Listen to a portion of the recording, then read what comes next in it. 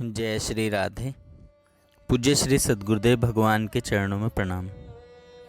पूज्य श्री स्वामी राम सुखदास जी महाराज कहते हैं, अभी सांसें चल रही हैं, आंखें टिमटिमा रही हैं, अभी सावधान हो जाओ तो सब काम हो सकता है। भगवत गीता में भगवान कहते हैं कि मूर्ख से मूर्ख परमात्मा की प्राप्ति कर ले, पापी से पापी हो तो परमात्मा की प्राप्ति कर ले, थोड़े से थोड़े समय में भगवान की प्राप्ति कर ले। ये तीनों बातें याद कर लो।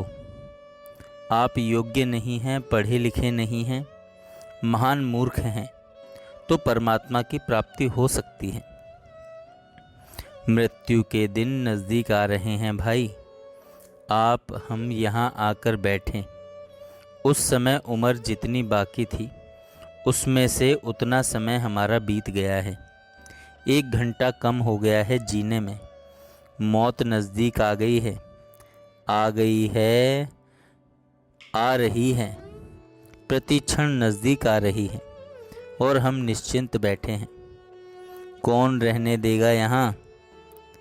समय आएगा उसी क्षण चलना पड़ेगा। समय आएगा उसी क्षण चलना पड़ेगा। सगुण स्वरूप भगवान तेजोमय है। साधारण मानव उनका तेज सहन नहीं कर सकता। इसी से भगवान अपने को छिपाते हैं और नाम को प्रकट रखते हैं। जहाँ कथा कीर्तन होता है वहाँ गुप्त रूप से आते हैं।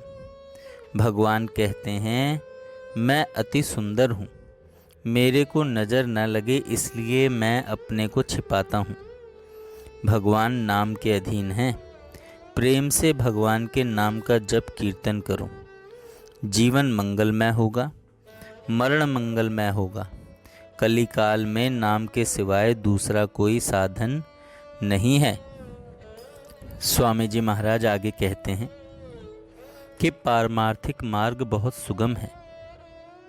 संसार के कामों में तो बहुत झंझट है, पर पारमार्थिक मार्ग में कोई झंझट है ही नहीं। हमें कुछ नहीं चाहिए, केवल भगवान चाहिए। कुछ भी इच्छा नहीं करना है, न जीने की न मरने की। जैसे भगवान रखें वैसे रहना है। सत्संग की जितनी बातें हैं उनमें सार बात यह है कि हम भगवान के हैं और भगवान हमारे हैं। ऐसा कोई है ही नहीं जो भगवान का ना हो। जो साधु होता है वह अपने को भगवान का मानता है। जो साधु अपने को ब्राह्मण मानता है वह असली साधु नहीं हुआ। साधु की जाति मानना उसका तिरस्कार होता है, उसका तिरस्कार होता है। भक्तों के भाव को भगवान जानते हैं और भगवान के भाव को भक्त जानते हैं। भगवान कैसे हैं, कहाँ रहते हैं, आदि बातों को जानने की कोई ज़रूरत नहीं। बस इतना मान लो कि भगवान हैं। भगवान हैं। जय श्री राधे। जय श्री राधे। पूज्य श्री सद्गुरुदेव भगवान के